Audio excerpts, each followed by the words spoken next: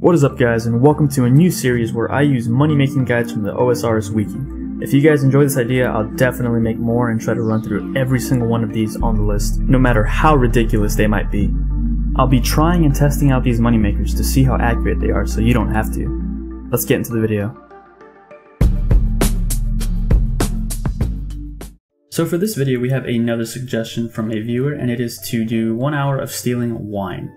Now, originally I was going to do it the way the OSRS Wiki describes it here, which is going to the Chaos Temple that is close to the Goblin Village and it's right next to the Wilderness Ditch. But I thought I'd mix it up and actually go to a different spawn that is in very deep wilderness.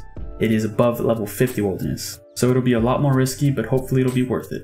In the end, I'll be comparing how much I made as opposed to the amount of money that you'll make doing the OSRS Wiki's method. So in the end, you can determine whether the risk is worth the reward. Now we'll be taking a look at the gear setup that I used to do this. Since we're going to be in very deep wild, I went for a very tanky setup. I bought the Din's Bulwark, which was just around 4 million, and then I'm wearing full carols. I'm wearing the Serpentine Helm to protect against Venom. I'm wearing an Amulet of Defense, which is very cheap, but it still provides some defense bonuses. Now, I didn't want to go all out with the setup. I guess you could bring an Alive and Spirit Shield and a Staff of the Dead to protect against melee attacks, but if you have that much money, then you probably aren't going to be doing this money making method, so I decided to use this one because it's a lot more cheaper. The Din's Bulwark is the most expensive item here, but it is at its cheapest price that I think it's been in a long time, so get it while you can. As for the ring slot and ammo slot, I brought diary rewards just because they offer a little bit of prayer, and the ring actually gives me some stamina rejuvenation, so that'll be helpful if I need to run away. Honestly, you can bring whatever gear setup works for you, but just don't bring more than 4 expensive items because you don't want to lose those. Now I'll go ahead and show you how much I am risking on death. With Protect item on, I will lose around 388k, but that is including all these supplies that I'm going to be using if I do get attacked, so yeah. Hopefully we don't get attacked, because if we do and we end up using all of our supplies, even if we do get away, it will eat into our profits. I'll now be showing how I got to the place where I'm going to be stealing the wines. Right now I'm just changing my prayers to be Protect from Melee, Preserve, well actually no, not even Preserve because we're not stat boosting, but Protect from Melee, Augury for the Mage defense, and of course Protect item to protect the item. So we're going to go ahead and pull the lever at Edgeville to get to the wilderness, and from here we'll be running up north. And also don't forget to turn on your prayer or your attack options. Make sure that you turn them to right click or to hidden so that you don't accidentally skull. Now I am bringing my wilderness sword here, as you can see, and this will be used to cut the webs that are in our way. So make sure you bring some sort of slash weapon so that you can make it through the webs.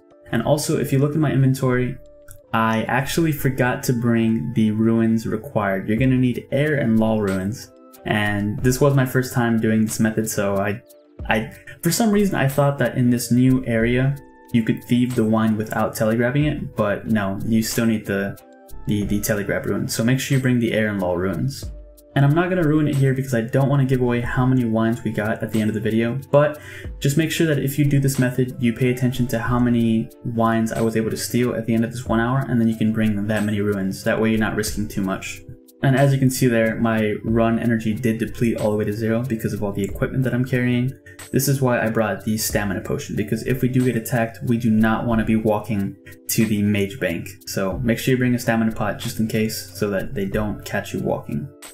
With that being said, we are almost to the spot where we will be thieving the wines, and the 1 hour of stress and anxiety will commence. Now, I was really hoping that since Twisted League is out and since this wine area has been out for quite some time that we wouldn't get attacked, but I was on my toes the entire time and I really had to look out for the PKers. I don't really spend too much time in the wilderness, so whenever I do have to go in there, I am pretty nervous just because I am not a PKer and I've never really had to tank like crazy before. If we were to get attacked in this area, it would be a long run to the mage bank, which is our closest escape, and with ancients and people freezing us, it would be a very long run. That is why I brought almost a full inventory of Ceratom and Brews so that we could maximize the amount of healing that we have.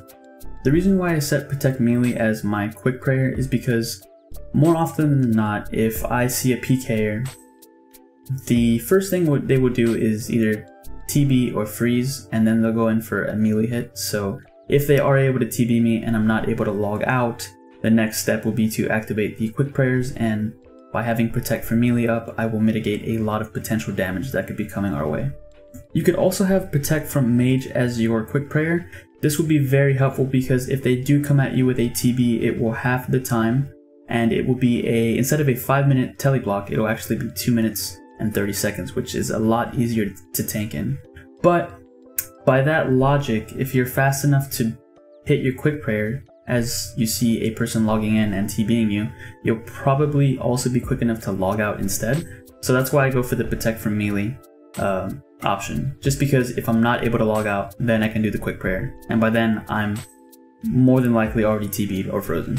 Now the good thing about this area is that it is single way combat, so you won't be hit by multiple people, but that doesn't mean that a team still can't log in and trade off specs. So if a team does log in on you, at least it's single way combat, and at least you only have to worry about one of them at a time.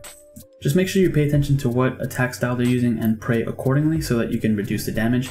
And then as soon as you take any damage at all, make sure you start drinking your Ceridom and Brews, because this isn't about fighting or safing or any of that. Your goal is to stay alive the entire time, so make sure you heal up way past 100. Also remember that when you're brewing down, your mage defense will be lowered, so they will be able to catch ice barrages a lot more frequently. So don't forget to use your super restores after about 3 doses of your Ceridom and Brew. So make sure you bring the right ratio of Ceridom and Brews to super restores. It's also helpful to use Augury, because Augury actually gives you some mage defense against ice barrage, so them trying to use ice barrage on you will be a lot harder if you have your Augury prayer activated. So I think I've pretty much covered the whole tanking method if you do get attacked. Now I can go ahead and talk about the method of stealing wine in level 55 wild. So the reason you would do this over the other method is because stealing wine from here, you get them noted, which means you never have to leave. And also it respawns a lot faster. The Wine of Zamorak respawns every 3 seconds here in this temple. Again, I'll be showing the profit that I made from this compared to the OSRS Wiki's method, which is in the safe zone next to the Goblin Village. So in the end, you can determine whether you want to come to Deep Wild to make a little bit more money. So it's really if it's just worth it to you. I mean, there is the risk of dying here, but you are going to make a lot more money thieving from this place instead. I gotta say, the Monk of Zamorak who's wandering around next to me did scare me like twice, because he was off screen and then he walked into my field of view. And I gotta say, I jumped, my heart skipped a beat whenever that happened. I thought it was a PKer, so towards the end I started zooming out a little bit more just so I could see him the entire time and he wouldn't freak me out.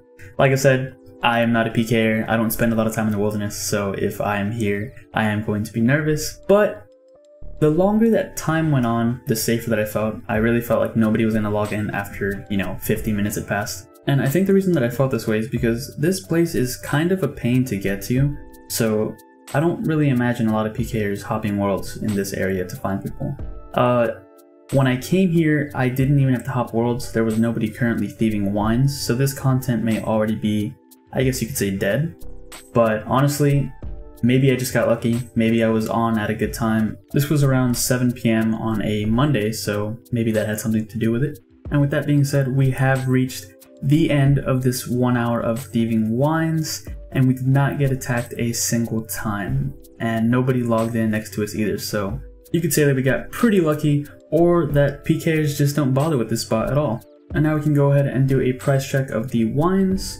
At the end of this, we were able to get around 534 wines of Zamorak, valued at around 981,000 coins. We almost reached 1 mil an hour. Maybe you can do that, maybe your clicks will be faster than mine, and maybe the price of wine will be more whenever you decide to do this money making method, if you do. Now we can go ahead and check the cost of supplies that we used during this run. We used 534 Law Ruins and Air Ruins for a total of around 89,000 coins in cost of supplies. Now you could, I guess, save a little bit of money on Air Ruins if you decide to bring a Staff of Air, but since they're so cheap, I decided just to bring the Ruins. We can now go ahead and go to the GE to sell our wines and collect our total profit. So I'm going to put the wines in there for around 1,834 GP, and we'll let them sit in there until they finally sell. And it's actually not very long before the wines actually sell, so I was actually pretty surprised at how quickly they sold. I thought we'd be sitting here for quite some time. But with all that being said, we can finally collect the money that we've made from the wines of Zamorak, and it'll be a total of around 979,000 coins from 1 hour of stealing wines. So overall, I'd say this is a pretty chill moneymaker. All you're doing is clicking every once in a while to telegrab wines, and it's actually pretty nice whenever no one is logging in and attacking you. It might be a totally different story if we had gotten attacked and wasted money on brews and super restores. But luckily we didn't. We can now go ahead and calculate the total profit we made from 1 hour. So if we subtract the cost of supplies, which was 89,712 GP, from the amount of money that we made, which was 979,356 GP, it gives us a total profit of 889,644 GP from 1 hour of stealing wines of Zamorak. And now we can go ahead and compare this price to the OSRS Wiki's profit, and you can decide for yourself whether this reward is worth the risk of being in Deep Wild. Aside from the nice profit that we made, we also managed to get almost 23,000 in magic XP. I just want to say thanks for watching, and if you enjoyed, don't forget to give it a thumbs up, and maybe even subscribe to the channel. It's totally free. I also wanted to share an update on the alt account. In the last OSRS Wiki episode, I said that I had made an alt. Well, I actually had the alt already, killing ruined dragons, but I quested it so that I could kill basilisk knights, so that I can hunt for the basilisk jaw, and I actually managed to get one. The jaw is a 1 in 1000 drop, and we managed to get it on our 394th kill.